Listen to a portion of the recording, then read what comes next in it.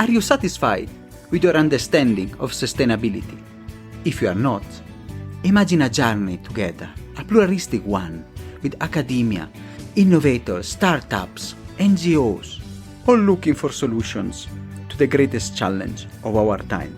My name is Samuele Tini, and this is the Sustainability Journey. Welcome to a new episode. And we have discussed a lot in the podcast what we can do, how also activism and the civil society can be part of the solution and what we can do as citizens. And we do it with somebody that has been a leader at the forefront of the biggest civil society organization, name it, Greenpeace, Amnesty International, and now is a global activist, a published author, and a leader. I am the pleasure and honor to welcome Kumi Naidoo. Kumi, it's a pleasure to have you here today. Thank you so much for having me. Kumi, your career is impressive, the curriculum and the work and what you have done in the past with your leadership position now as an activist, as an author, it's really impressive. But our usual question, as fast, I know we want also to jump on that, is who is Kumi? What is your sustainability journey? How also your early life in South Africa has shaped your progression to become a global leader? So I was born in Durban, South Africa, in a working class township called Chatsworth. And I got involved in the anti-apartheid struggle, specifically around education, when I was 15 in a national student uprising, and I was expelled for that. But that expulsion from school just sort of basically was an encouragement to become more active. So I was very involved in the liberation struggle in youth organizing, student organizing, and grassroots community and civic organizing. Then when repression got really bad, I fled South Africa into exile. I was lucky I had a scholarship to Oxford, and I basically did my PhD at Oxford. And then the moment Mandela was released, I returned back home, started preparing the ANC to be a legal political party and to prepare for the elections, but made the decision not to go into government and to stay out, to continue to strengthen civil society. Because one of the jokes we used to say during that time after the elections was that the term NGO no longer stood for non-governmental organization, but stood for next government official, because so many people from the NGO sector moved into government. Then after several years in the adult education movement, and one of the worst legacies of the apartheid system was leaving our people unable to read and write. And so I put my energies into that. And then 2 years after democracy in 1996, I was part of the group that helped set up the South African NGO Coalition to be an interlocutor and an advocate for the interests of civil society. And in that role, I helped evolve a sort of approach which we call critical solidarity, meaning that, of course, we were in broad solidarity with the government, the first democratic government in the country and all of that.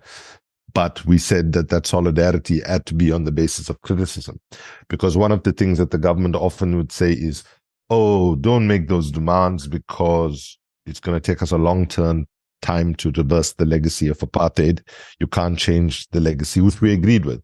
However, if you saw government going off in a wrong direction, why should we give them more time to continue going in the wrong direction?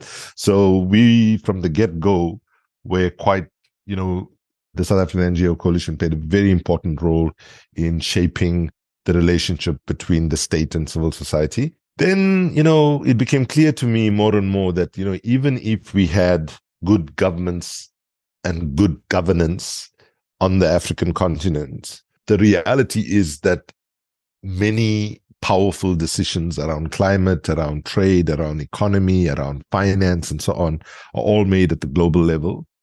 And so part of what I wanted to do was to look at how we could contribute to strengthening civil society globally. So then I became the Secretary General of Civicus World Alliance for Citizen Participation for about 10 years, which was defending the space for civil society. And from there, I went on to be the head of Greenpeace International for 6 years. And then in between that and becoming the head of Amnesty, I spent 2 years mostly as a volunteer working to set up Africans Rising for Justice, Peace and Dignity.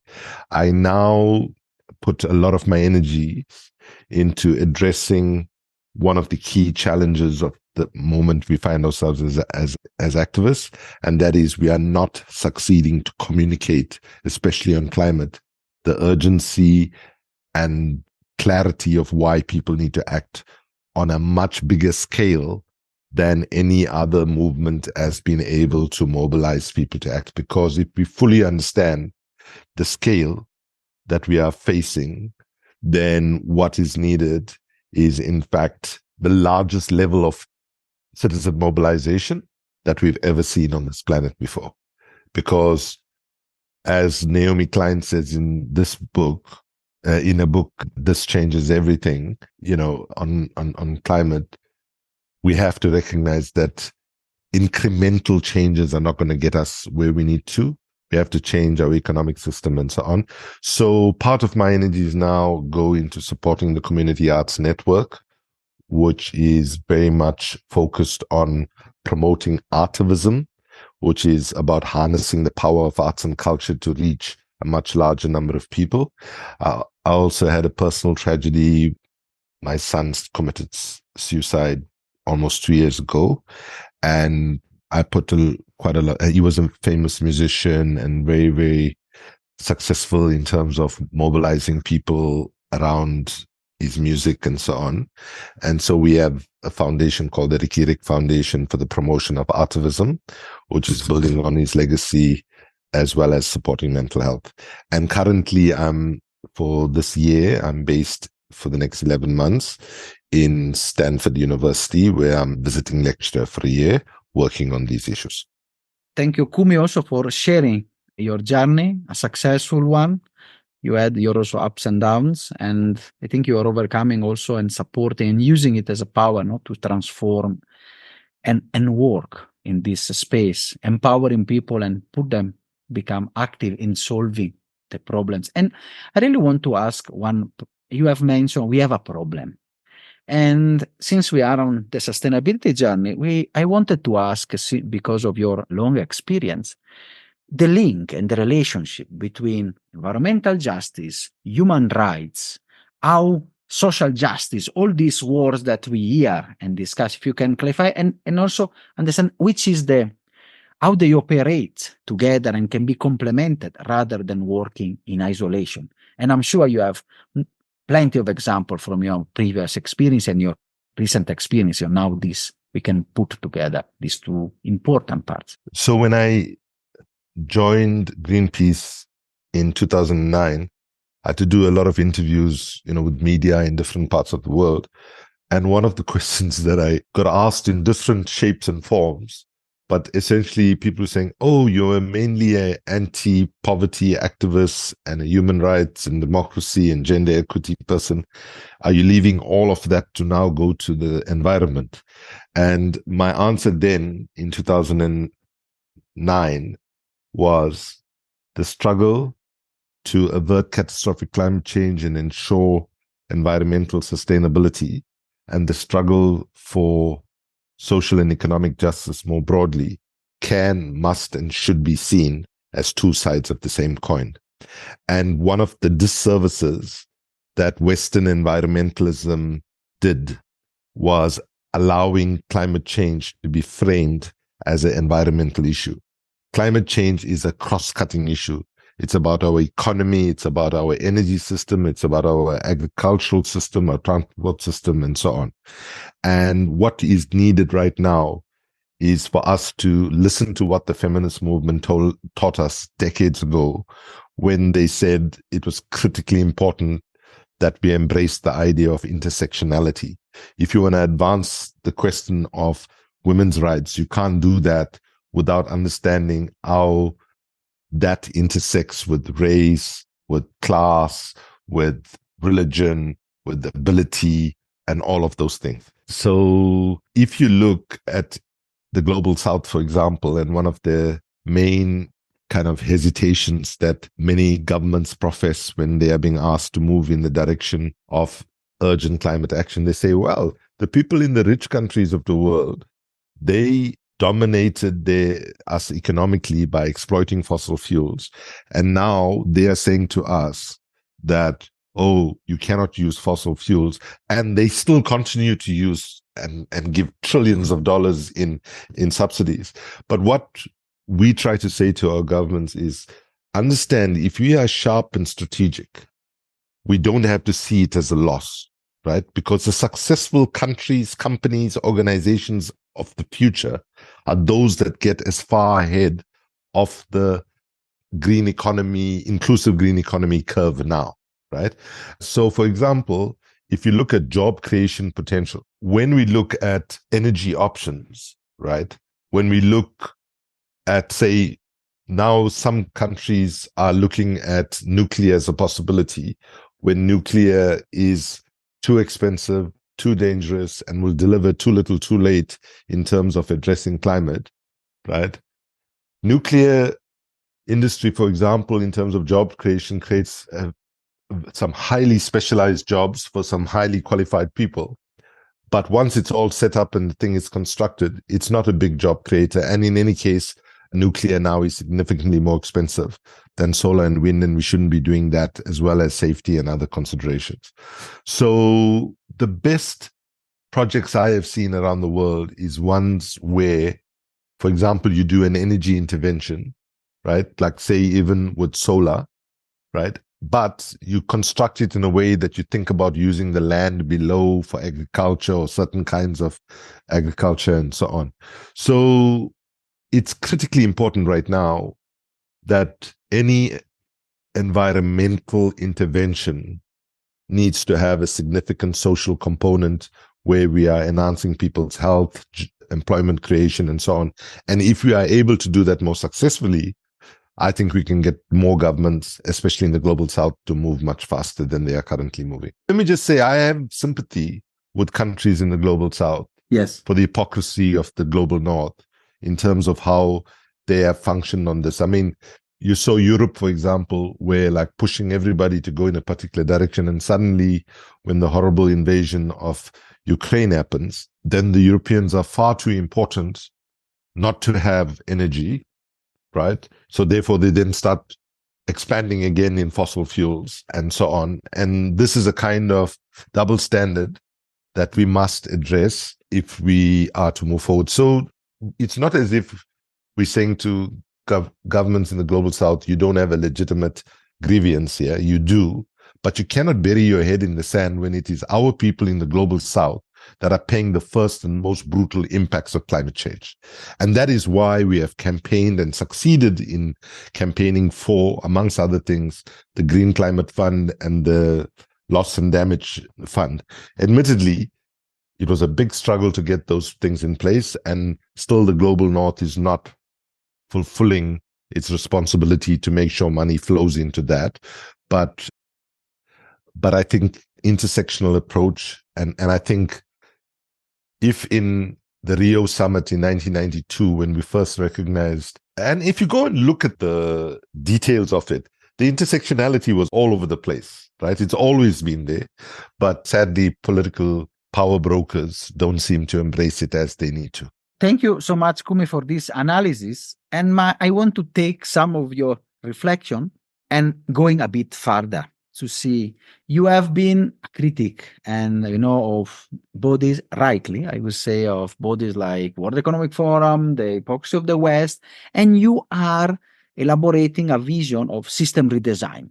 How we can address this part, how we can redesign our system and to address our planetary crisis. So, at first people might be moved to think, oh, this guy is sounding very radical here. But actually, what I am saying is no different what the G20 said in their meeting in London in 2009, okay, where they said we need to stop fossil fuel subsidies, right, which run into the multiple trillions of dollars. Basically, governments giving oil, coal, and gas companies subsidies because generating energy is in the national interest. True, there is some small money now in comparative terms that's going to renewable energies, also through subsidies. In 2009, they agreed that they would scrap fossil fuel subsidies. In fact, if you go and look at it, it's actually increased in terms of collectively, globally, what has been. So that's the kind of system change. The second is to stop selling the lie that everybody in the world can have the level of consumption that the folks in Europe and North America, for example, in the global north, enjoy. Because decades ago, WWF said, if we had to deliver the same standard of living that people have in Europe to everybody on the planet, we would need between 5 and 8 planets. Okay, so we have one planet, and therefore we have to think the system change that we need is to move to address the biggest disease that humanity faces. And it's not COVID, by the way. It's a disease you could call affluenza. Affluenza is a pathological illness where people have been led by the corporate sector in particular, and certain governments, into believing that a good, decent life comes from more and more and more material acquisitions. And therefore, we see so many people having a disconnect with nature, disconnect with their neighbors and community. We have a mental health crisis that, is sometimes now finally people are talking about eco-anxiety and climate anxiety and so on. So we need to be thinking about, the thing is, the universe is always teaching us things, but we don't learn the lessons. After the global financial crisis in 2008 and 2009, and particularly now after COVID, both those crises showed the inequality in the world, the vulnerability that poor people face. I mean, in terms of North-South dynamics, we're dealing with the issue of climate apartheid. And of course, we have been, the blatant vaccine apartheid that we saw during COVID, where people in Africa got the vaccines like 1 year after people in Europe got it and so on. So we have to recognize that the system is broken, right? But what we saw as an approach was all about system after COVID and after the financial crisis and previous crises, including, for example, the 1997 Asian financial crisis. The approach is system recovery, system protection, system maintenance. But what was needed after the financial crisis and even now after COVID was system innovation, system redesign, and system transformation. So I'll go far as saying that we need fundamental structural change and systemic change. Incremental baby steps in the right direction will not be able to secure our children and their children's future. And whether it's our food system, whether it's our transport system, whether it's our economic system in particular, these systems collectively give us the climate crisis. The climate crisis just doesn't happen, right? It's because, if anything, the main thing the climate crisis is a failure of our economic system, right? Because it was an economic system that drove us. Some have called it the military-industrial complex. Now we call it the military fossil fuel industry complex. And, we should not underestimate our big structural power is holding us from making changes. So that is the kind of ambition that we need to see moving forward in a context where the window of opportunity to act to avert catastrophic, runaway, irreversible climate change is small and closing quite fast. Thank you, Kumi. And I want now to go a bit deeper on one discussion that we have. We have many people, especially in the Global Summit, there is this divide.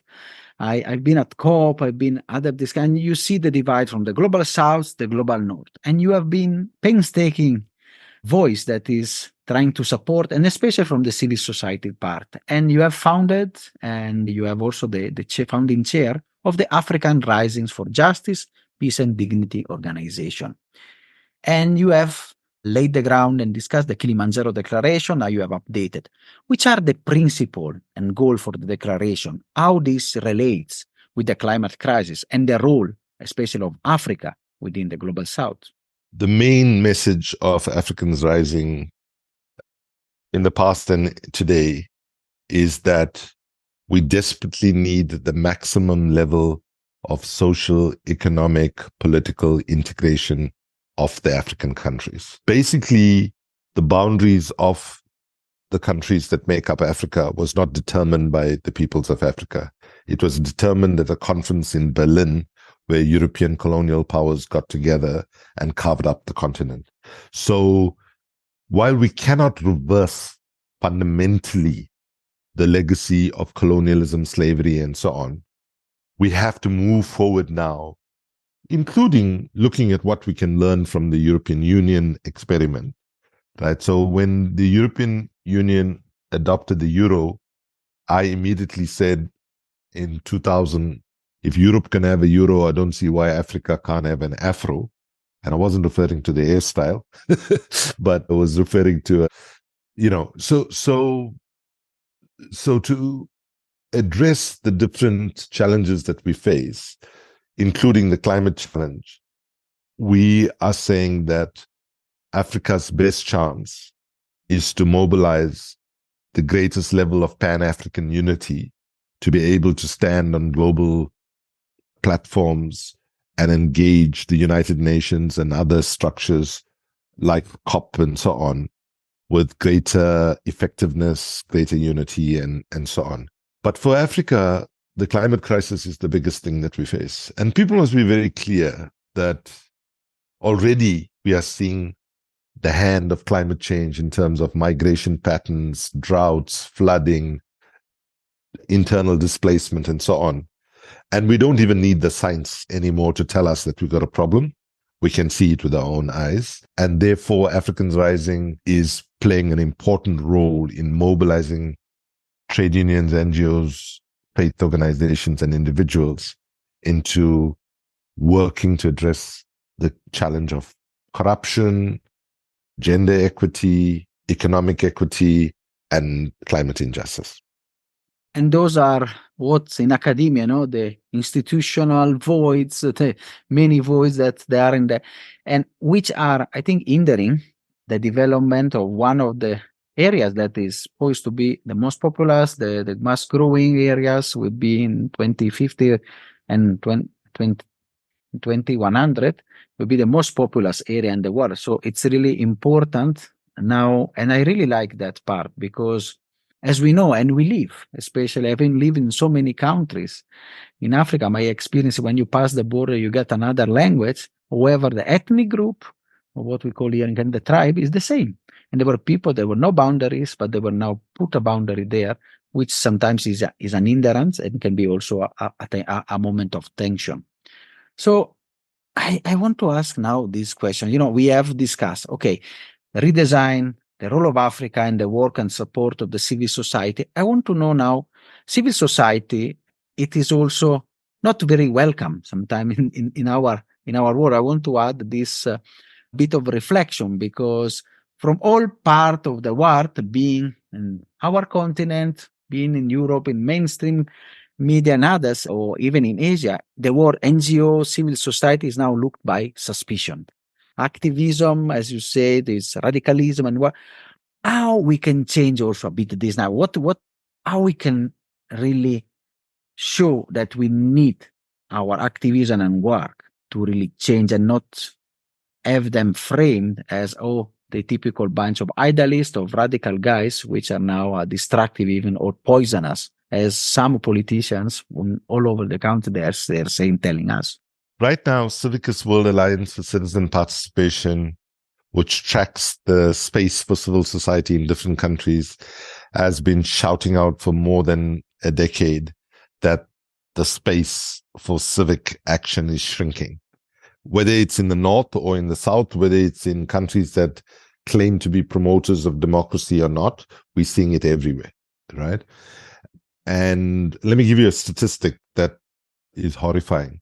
Global Witness, the highly respected NGO which works on these issues, shows that about 10 years ago, they used to say that on average, weekly, 2 environmental activists were being killed. Now, on average, 4 environmental activists are killed every single week in the Amazon, in the Congo Basin forests, in Sumatra, and a range of other places around the world. So what we are finding is that apart from trying to fight for climate justice, we have to fight for the survival of civil society. And here my appeal to organizations of civil society, whether you're in gender equity, whether you're in urban development, rural development, and so on, you've got to make some time to contribute to defending the collective space for civil society, because quite frankly, all the promise that we had when the Berlin Wall came down is not actually being fulfilled. Right? There was supposed to be the peace dividend. We were supposed to, stop spending so much of money on military expenditure and more on health and education and so on. But actually, we still see a horrendous spike in military expenditure, for example. So defending civil society space will continue to be I think, a very, very important imperative in what we need to do. And thank you, because I can really see, and we know, and the work, having been also in the space for more than 20 years, you can see that the space is really reducing.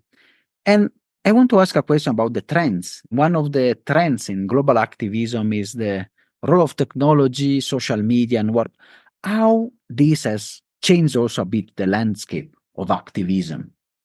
So I think on the positive side, it's been able to bring many, many more people into activism. People are not dependent solely on, brand name organizations like Greenpeace and Amnesty. If you take the most significant citizen mobilization for justice that we have seen, probably was the resistance to authoritarian rule in the Arab world, which some people call, the Arab Spring. My friends there say, don't call it the Arab Spring, because that seems to suggest that the struggle for justice is a seasonal activity. And so if you look at Arab resistance to injustice that started with Tunisia, there were very limited mainstream NGO contribution to that. It was people using Facebook to organize it, then using Twitter to tell people to go to this place at this time, and then using YouTube to say, oh, this is what we did, and this is why you should join us.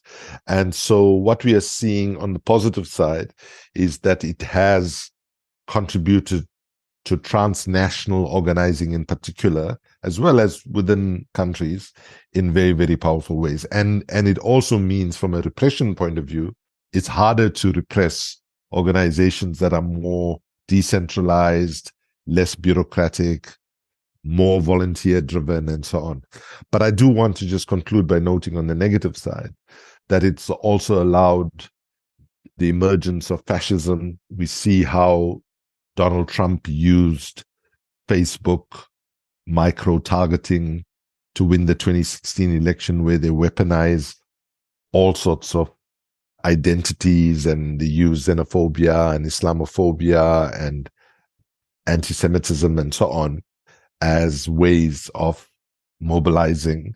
So I don't think we should just look at the technological side as net positive, because there has been a very negative sort of reality with seeing the rise of fascism from the United States to Europe and other parts of the world at the moment. And no, thank you, Kumi, for the reflection. Of course, as all the technology is neutral, and then is how the people are using, positively or negatively. And now let me put myself in the feet of our listeners. Okay, you have been at the forefront of big names. Now you are discussing putting activism. So, but then what we can do as citizen can work and save the world. And I think one one of the book, the latest book you wrote is like Boiling Point. Can citizen action save the world? Is kind of significant to that. And we want to understand how citizens, that usually are the lowest part, not government, not enterprise, not multinationals, save the world. So how they can do, which actions that we can undertake to effectively address this crisis? So let me say this firstly, right? Were it not for citizen action and civil society mobilization around the economy, for economic justice, for climate justice, and so on, the world would be in a substantially horrible place right now. Certainly on climate, if it wasn't for all the mobilization and activism, bad as it still is, it would have been game over on climate and game over for humanity. And people must be very clear. It's not a question about saving the planet or saving the environment. The planet needs no saving, right? Because if we continue on the trajectory that we're on, we destroy our water resources, the planet heats up to the point we can't grow food, and so on. The end result is we will be gone. The planet will still be here. Right? We as a species will disappear. The planet will still be here.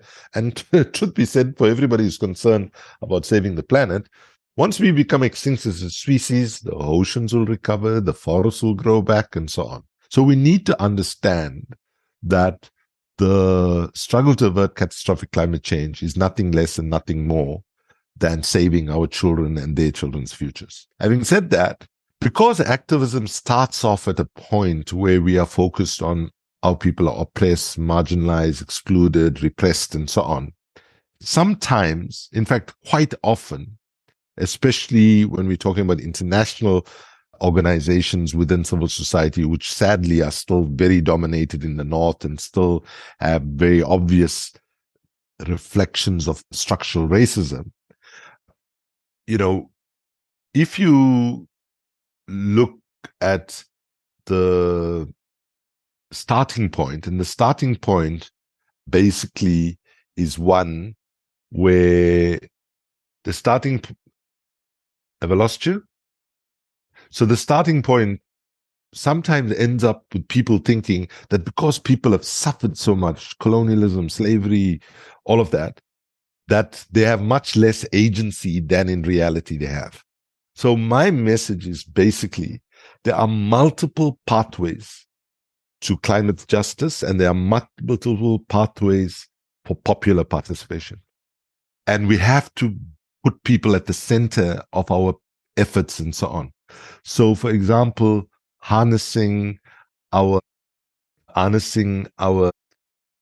arts, culture, indigenous wisdom, all of those things. So to put it simply, we don't want everybody to do what, the kinds of things I used to do when I was at Greenpeace, which is go to Greenland and Russia and occupy oil rigs and so on. Some people can do that fine. People need to choose things that give their lives joy and meaning and purpose, right? And so if you're an art teacher, go support young emerging artists and young people to do murals that educate people about the threat of climate injustice and deepening inequality. If you are an electrician, right, see if you can support the community to do some small renewable energy grid, for example, right? So think about what skills you have, right, and what things you enjoy doing, and bring that to the struggle. So lawyers, we need lawyers all over the world for climate litigation, environmental litigation more broadly, and also to get our people out of prison or out of other repression. So people who are lawyers, okay, that's a much clearer area. People generally, lawyers know how they can contribute. But so my point is, we are not harnessing the capability of quote unquote ordinary people. And in my experience, so-called ordinary people are the ones who extraordinarily are the ones that actually deliver big change and so on, without us embracing the idea that ordinary people can contribute extraordinarily if we create an enabling environment for such participation is what we need to do. Fantastic. And those pathways are really a message that we can really leave to our audience, and we can put also some advice and ways we can do, because I really like what you said, the power of ordinary citizen, rather than feeling that, oh, I'm just a citizen, poor person, or somebody sitting, I don't know where in the planet, and say, I can never do anything. It is such a also revolutionizing message, and also give powers of agency to people, whatever ban and everything. Fantastic. So I really want to thank you so much, Kumi, for your wonderful episode, and really has been a pleasure and honor. Thank you so much, and good luck to you and your listeners. I hope that we can recognize that the moment of history that we find ourselves is one in which we do not have the luxury of pessimism. The pessimism that emerges from our analysis, our observations, and our lived experience can, must, and should be countered by the optimism of our thought, our actions, our courage. So I urge your listeners to recognize that each and every one as ordinary citizens, we have a simple choice. We are either part of the problem or part of the solution. And choosing to be neutral and inactive in the current context that we find ourselves, sadly, will be making a choice to be part of the problem. Thank you very much for having me on the sustainability journey. Thank you so much, Kumi. It's been a pleasure and honor. Are you satisfied after this wonderful episode? Let's continue together our sustainability journey.